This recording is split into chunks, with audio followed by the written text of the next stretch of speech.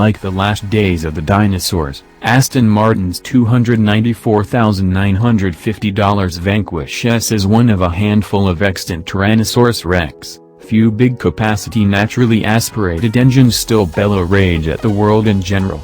So, 6 liters, 12 cylinders, 48 valves, and no turbos, hurrah!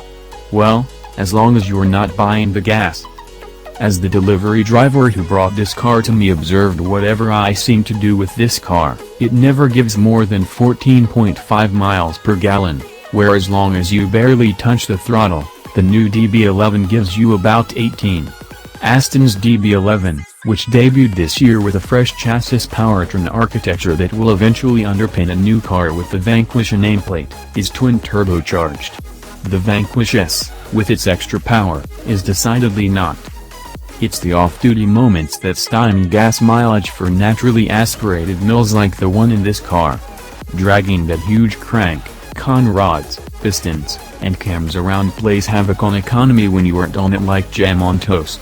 At full throttle, there's not a lot in it, turbo or no turbo.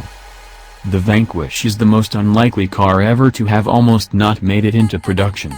The name was first used in 2001 attached to Ian Callum's toothsome aluminum carbon composite coupe body, but then Chief Executive Uli Bez held it back for 6 months, officially because he didn't like the Ford Ka air vent. Unofficially, as he later admitted, what no one wanted to hear at the time is that Vanquish was crap. I changed 200 things, and even then, it burned through gearboxes. 2017 Aston Martin Vanquish S 2017 Aston Martin Vanquish S 2017 Aston Martin Vanquish S.